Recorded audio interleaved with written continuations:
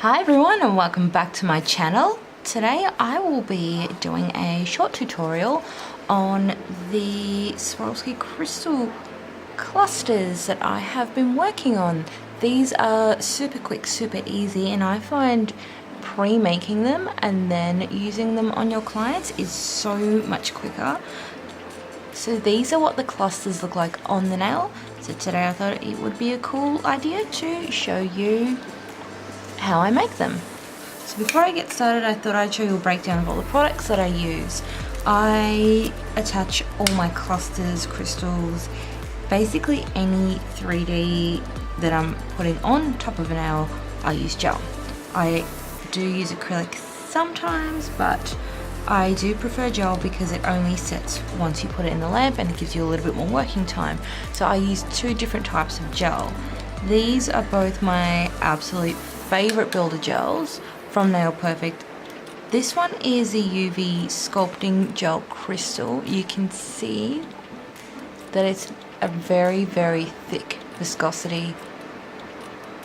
Doesn't run at all, whereas this gel is a self-leveling gel and it does run.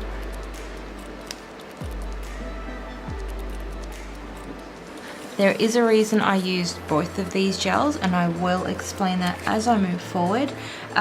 In terms of what brand you use, what gels you want to use, it doesn't really matter. I don't recommend using a thin viscosity gel like this, so to attach the crystals initially. The other products I will be using is a spatula tool and a fine liner brush. Doesn't really matter which fine liner brush you use, as long as it does have a very fine point. And of course, our selection of crystals. Now I don't really know what type of cluster I wanted to do, so I thought I'll add a Rivoli, Chaton, and then maybe fill it out with some flat back crystals as well. And because I like to keep everything random, I'm just going to use whatever colours. I prefer to use one of these little display tips, and what I do is just get a form and wrap it around like that. And the reason for this is I like to have a slight curve here. In the past I have made these clusters just on like the back of the form, so when you peel it away and you're left with that sort of that film that you rip off and throw out. I find if you put that straight on the table, your cluster is too flat. Then you try and put on a curved nail and it doesn't sit right. You need to pad it with extra gel or acrylic, and it sort of just, instead of speeding the process up, it slows it down.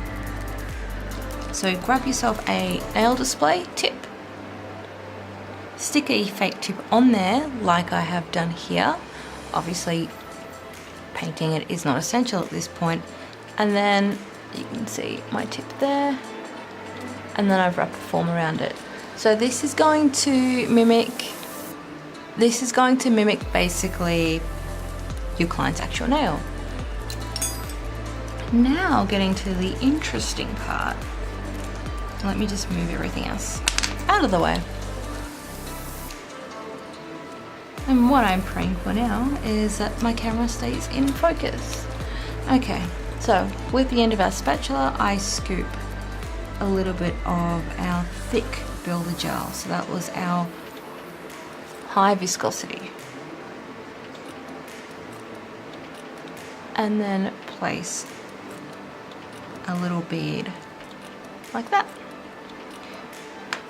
And because I use the thick builder gel, you can see that it doesn't run.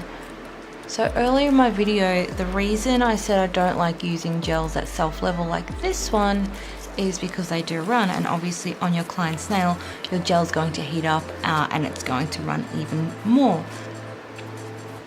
The issues with that happening is it's going to flood your cuticles and your crystals aren't actually going to stay in place. So use a really thick builder gel, gum gel, jewelry gel, whatever the company wants to call it.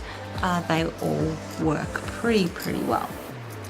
So grabbing your crystals, Also, you will need a pickup tool. This is my worn katana, and I'm just going to pick up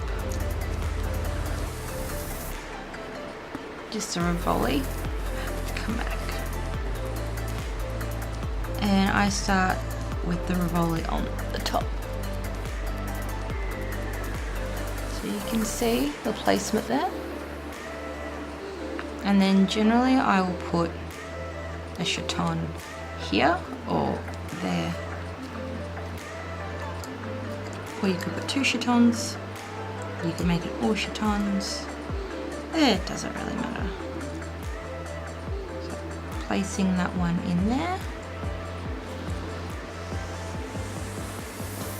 Now you can see what I mean by your crystals not moving and sliding. If you have had issues with your crystals sliding, you're probably using the wrong gel. So you can see that I've left that little bit of a gap in there.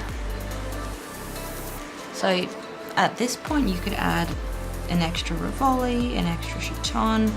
I'm going to use an SS34 AB flatback, and I'm just going to slide it in there.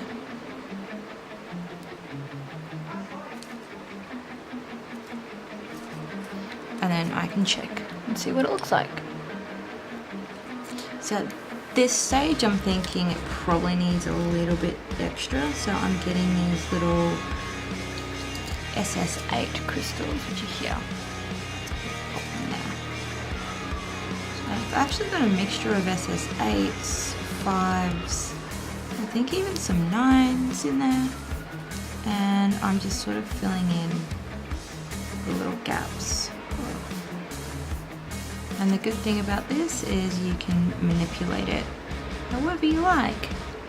And if you decide you don't like it, you can always just take a crystal out, wipe it with a gel cleanse, and then just put something else in there completely. That's probably why I prefer gel over acrylic when I make these clusters, because if I was to use acrylic and this set, I would just have to sort of deal with wherever I put the crystals. Cleaning them, removing them would be a lot harder. So I've got a couple little crystals at the back, one here,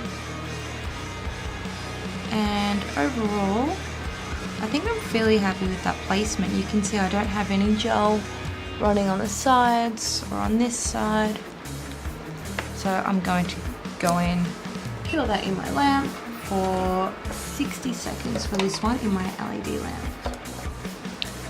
Once you're all cured, this is when I bring in my self-leveling gel.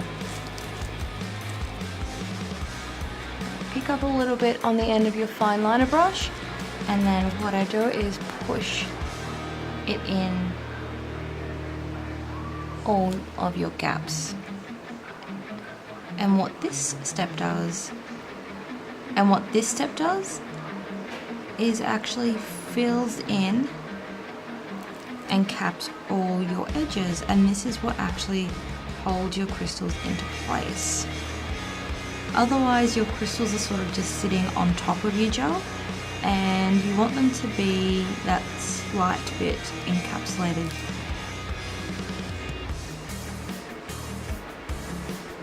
So don't worry if you go a little bit over your crystals, like here.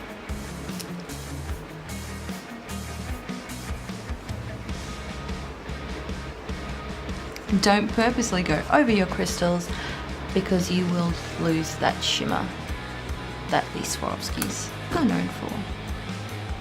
Okay, so overall I've got everything capped, and I pop that back in my lamp for 60 seconds. Because your gels are in a cluster, make sure you do a full cure with these clusters. If you don't cure them for the full recommended time, the insides of your gels will remain soft. So although they will seem like they're set, once you put them on your client, if you haven't set the middle properly and your middle is still slightly uncured, the crystals will come off quite easily. So make sure you do the full cure. So that's our second lot of build gel. that cluster is completely cured now. I'm just going to give it a wipe with a gel cleanse, and then as I wipe it, it will come straight off your form. So put that aside for another day, and then make sure you really give it a good cleanse. You don't want that inhibition layer in between your crystals. And there's your little cluster. I will show you very quickly how to attach these as well.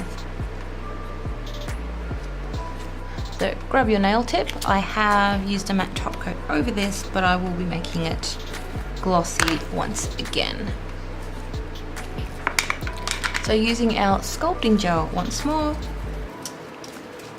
I scoop a little bit of our builder gel and place it in the area you want your cluster to go. Because we've built our cluster on a curved form, it will have a little bit of a curve in there, so make sure when you put it on the nail, it doesn't really matter which way you put it, whether it's up or down, just make sure you don't stick it onto the side. But in this case, I will be touching it the way I made it. So starting from the top, press down and make sure all your air bubbles are out. Give it a firm press, but not too hard, if that makes sense. And then once that's on there, I will top coat the outside. So just grab your top coat and then push your top coat into the edges, sealing all your edges of your cluster.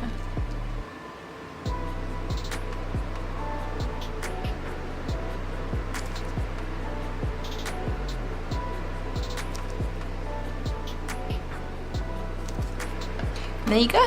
Cure that for another 60 seconds. Yeah, we're all cured again, and I'm going to give it another wipe with my gel cleanser just to remove the inhibition layer on the actual nail.